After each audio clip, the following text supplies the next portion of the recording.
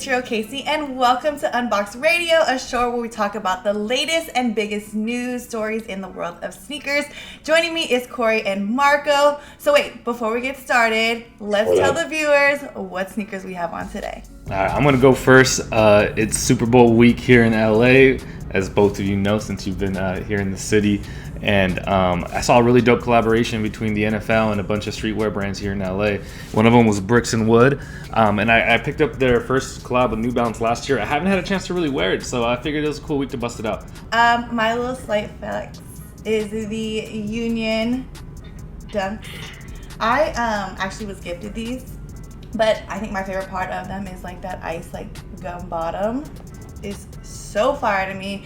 I think Dunks are so versatile, so and I missed out on the Union 1 collab, so I was like, I guess these are like the next best thing. Cory, what do you got? All right, so I'm actually in LA, not my normal Brooklyn as you see from the sun and location and stuff. It is Super Bowl week. It's a lot of stuff going on, so I want to make a good impression. The shoe of the year of last year, the My Year 3s, don't need to say much more. Nice. Okay, so the first segment we have today is News Unboxed. It is a segment where we highlight the most popular and trending news stories in the world of sneakers and much more. So Footwear News unveiled this week its February 2022 cover issue. And gracing the cover is the Jordan brand president Craig Williams, the Whitaker Group's James Whitner, designer Aleali May, and my girl, WNBA player Ariel Powers. I love the whole Jordan movement they have going on, especially for women. So amazing. Footwear News issues focuses on Jordan's brand's celebration of Black culture and how they look to continue improving conditions for the Black community. The article also touches on how the brand is embracing a new era of Black creatives, and it also highlights how Jordan brand has invested in its women's division. Marco, Cory, what are your thoughts on the newswear cover and Jordan brand's new mission? I thought it was dope to see Craig on this cover with, again, some of the brand's most important collaborators, athletes. In 2020, there was a big call to action for all brands to take more of a stance in the community, and Jordan brands have been walking the walk with their $100 million pledge and just all of the great collaborations they've been doing, empowering the right people to make, like Cory just showed, dope product. And again, you're talking about two of the biggest hit makers in the industry right now. Of course, James Whitner just cannot miss when it comes to Nike and Jordan. And then Aleali has quietly put together one of the best collaboration lineups ever. Not for women, not for Jordan, ever. When you look at her shoes, she hasn't missed once, and it's pretty impressive to see that that's happened really in the last 4 years. So this cover was super dope. Shout out to Peter Very for Footwear News. They always put together great covers. Yeah, no, I mean, Footwear News, they nailed it. Kind of like what Marco said. I mean, you have two of the probably, if you had to line them up, two of the best collaborators in the footwear game right now, in James and Aleali. So to be able to have them and kind of like you said, they're walking the walk. I think it's very interesting, obviously with Michael Jordan obviously not playing anymore, and, they've kind of strayed from the focus being on the current models of shoes that's on rotation, on court, to like really giving creatives an opportunity to give their impression of what, the Jordan brand looks like. I feel like they've nailed it. I feel like, for them to kind of get this covered is long overdue. And it just kind of shows like who's really making the decisions right now. Yeah, I love the cover, and just seeing my girl Ariel Powers on there, and then someone like Aleali May, who I know a lot of women look up to. And I think what's so special about Aleali is I feel like we've all followed her journey, and like Marco said, she has not missed when it's come to her collabs. And I think what's so special about it for me is she tells a story through all of her shoes, right? It's whether it's the material or the colorway, whatever it is, there's a story behind it. And I think for someone who likes sneakers beyond what they look like, I think the story is always so telling. And so I think Aleali's done a really good job, and she's hit the nail on the head. And I'm just excited to kind of see what she has coming up. And so Jordan brand highlighting this is just amazing. All right, moving on, we're moving into the auction section of sneakers. So last month, Sotheby launched an auction for Louis Vuitton Nike Air Force 1 Low in the dark brown colorway. So 200 pairs went up for auction, ranging from the sizes 5 to 18. The auctions actually came to an end this week, with most of the shoes selling for an average of over $128,000, which is freaking nuts. But one shoe, however, in a size 5, sold for over $350,000. $52,000, which is exactly double the price of the second most expensive pair, which was a size 5.5 for $176,000. So reports suggest the total made from Louis Vuitton Nike auction was over $25 million. Marco, Cory, thoughts on how much this LV Nike auction did? Cory? I mean, it's just, it's kind of what we've been showing and what we've been talking about, man, how the sneaker game has changed. Sneakers, obviously are, a fashion piece, but they're considered as art. And obviously, with this collaboration, with the late Virgil, and Louis Vuitton and Nike, I mean, it really just kind of makes a cultural touch point there.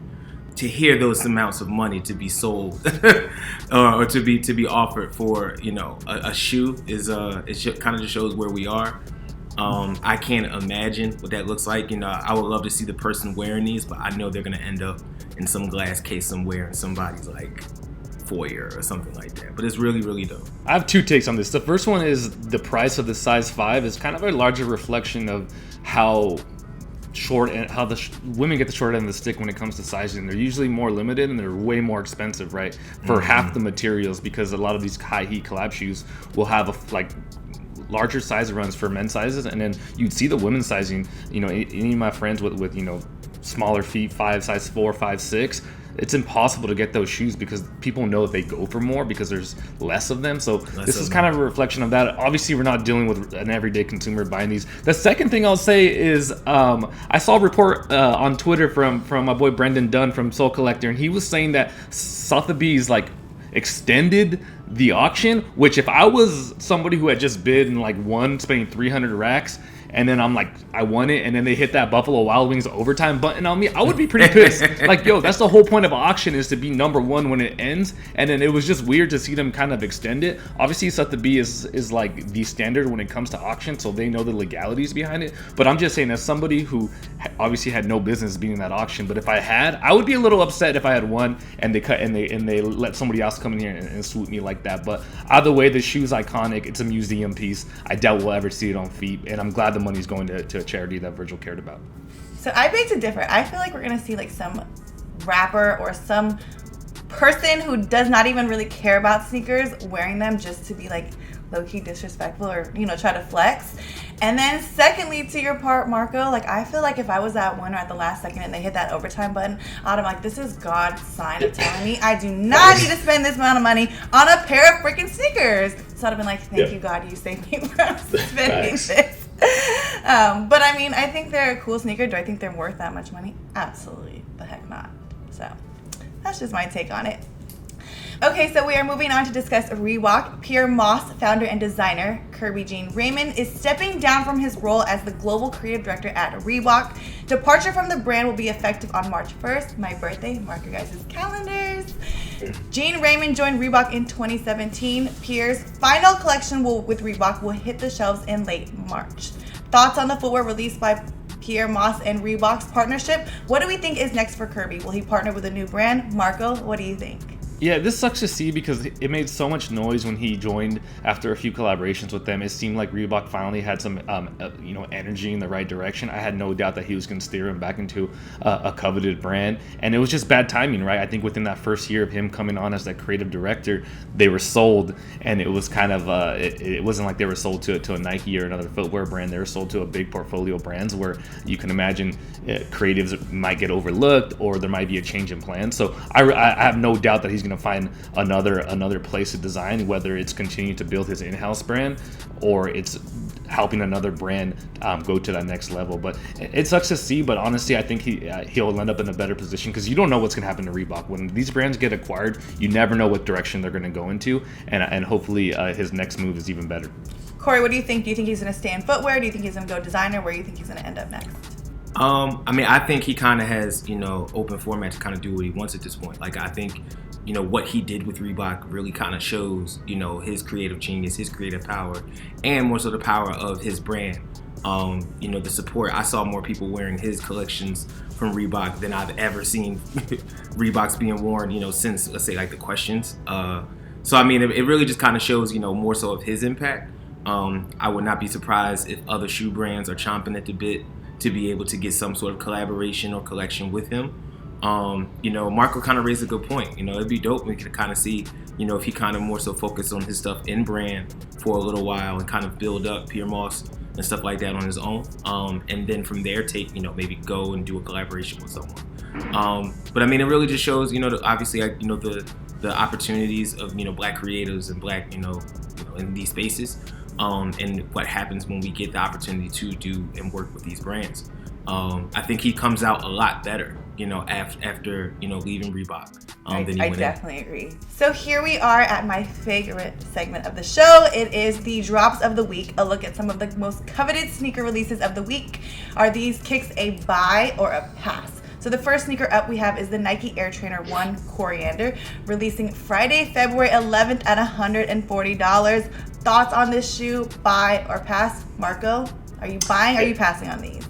It's a pass for me. I've never been an Air Trainer 1 guy. However, we did publish a piece at the end of 2021 by my guy John Gotti, who's an Air Trainer fanatic, and we made a case for why this shoe might be next up. There were some Travis teases a while back. There's obviously some inline energy happening now, so I wouldn't be shocked to see this family of models come along, but this is a pass for me. It's just not my style. So ironically enough, I think these are a cop. I'm not a trainer fanatic, but I am a fan. Just from like my old school days of like I had a pair of the Huff Quick ones, the SBs that came out years ago and stuff like that. I like trainers, and I think that it was also a very Philly shoe. Kind of growing up back home at the crib, a lot of people used to like these. So I mean, I'm very high on trainers kind of coming back for a new generation. I think these are dope. I will cop. So I love the colorway, the design. It's a little too chunky for me. That strap in the front is not really my swag. I definitely think it's more of like a male sneaker, and I hate to do that, but I could definitely see this more on a male than I would a female. For me, it is going to be a pass. No chunky sneaks for Kayce. Right, I'm telling you guys, it's a trend. I talk about it all the time. I'm like, I cannot do chunky sneakers. I think because I'm like already small. My foot is like a 5.5, 6. If I have these on, I'm gonna look like a freaking clown.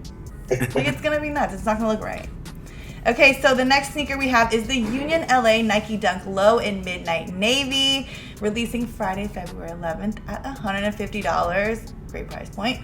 Thoughts on this shoe? Are these a buy or a pass? Also, I just want to flex these again, because I feel like these are so amazing.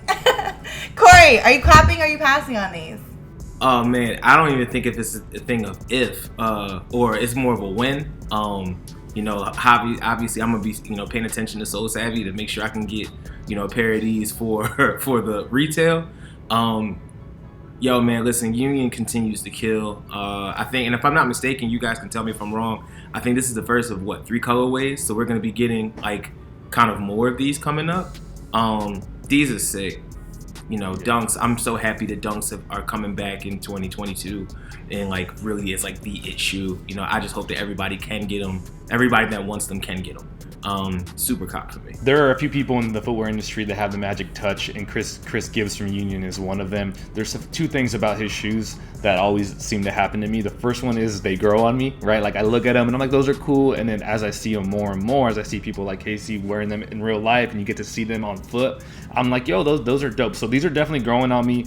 The second thing is, I live in LA, and the Union always takes care of the local people, but my ID still has like my hometown, which is not in LA, so I couldn't go enter it. So, but I respect the fact that like everybody in LA gets to eat when they do a drop, because their store is called Union Los Angeles, and the fact that they take care of people who actually live here is dope. So again, check out Soul Savvy for this drop. I'm gonna be trying to get them because the other thing about Union is they're super wearable. All their shoes, even though they're grail status, like you don't feel precious wearing them, whether it's the 1 or the 4 or some of their dunks. So these are dope. These are definitely a cop. Okay, so Marco, you said that Union takes care of like people in LA. Can you what do you mean by take care? Because I've never even heard of that. So what does it mean? They make sure that they get them. They make sure they're in the raffle. What does that look like? Yeah, so they hold local raffles for just LA people with like a valid ID, and a lot of stores do that, but Union does it on a really large scale where it's like lines down the block. And in past, like I remember the Jordan 4, everybody that I know who took the time out to go enter it, like 99% of them won. So when I say they take care of their local really people, dope. They definitely reserve a good amount of that stock for people who live in LA, which is dope. Like I wish a lot of stores did that, right? Even though sometimes I wouldn't get access to them, I just think that's cool.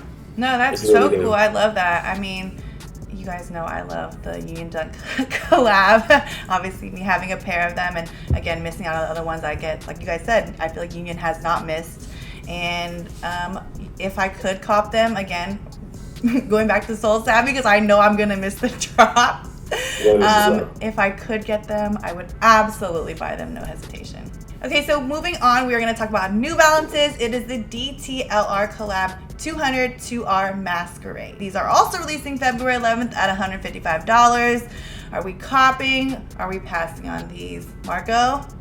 I'll keep this short. That's a dope looking shoe. I don't know if it's for me, but I can see like this being a cop for a lot of people.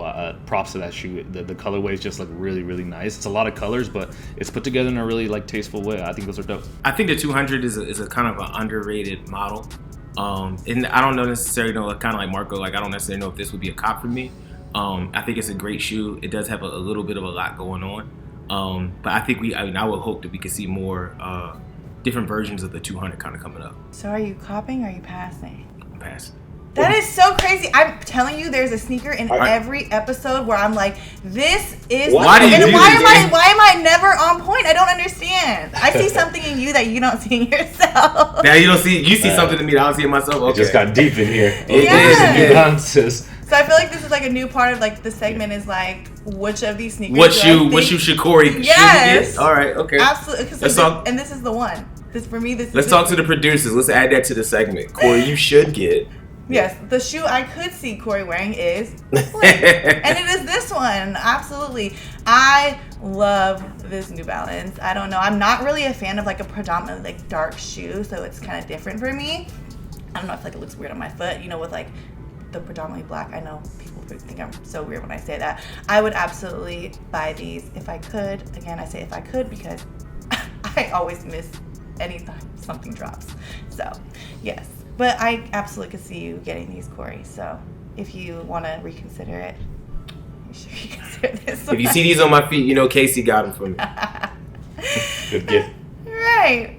Okay, so moving on to Jordans, the Air Jordan 5 Racer Blue is releasing Saturday, February 12th. $190 is the price point.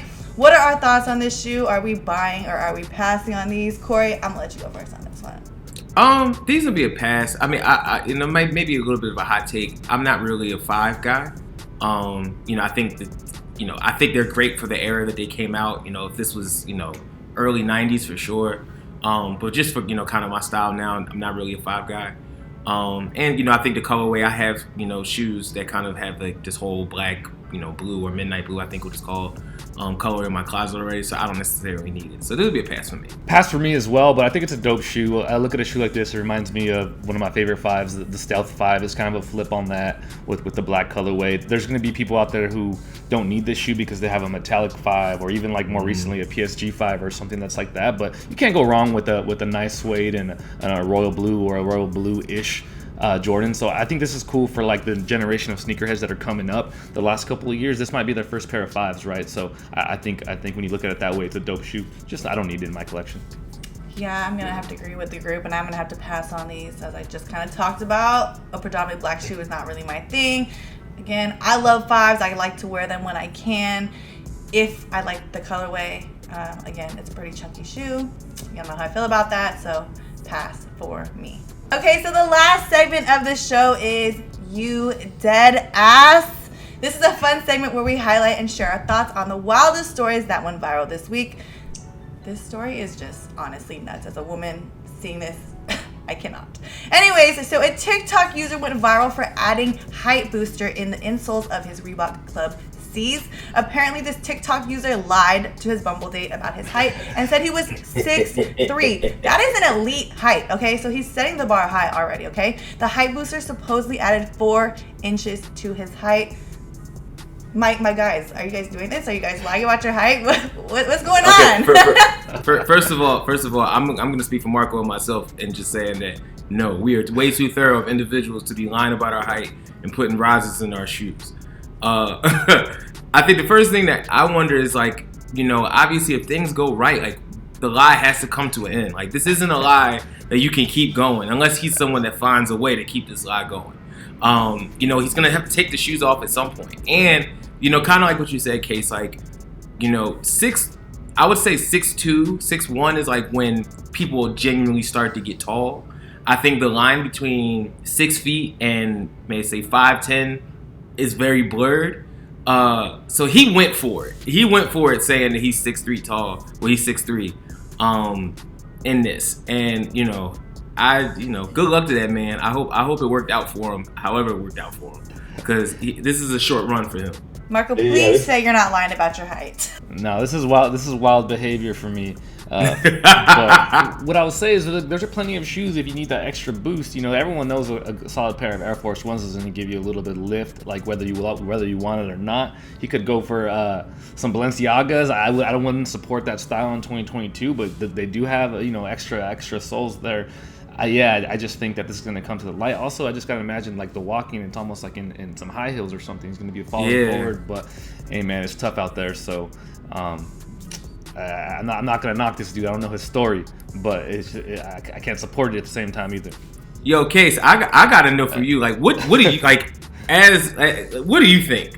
I think it's crazy. I mean, okay, so we all know that like on rosters, like sports already give you like an extra couple inches, like on the roster. Like it said, I think on my roster it was like 5'8". I'm a solid 5'5". Okay, so it's like we understand that things, some inches get thrown a little bit off. But it's like I said, like 6'3" is such a like elite, like it's not a very common height, right? It's like a lot of athletes, things like that. So it's like, and then like you said, it's like if you're telling me you're 6'3", you pull up, you're 5'11", right? That's 4 inches is a pretty big difference.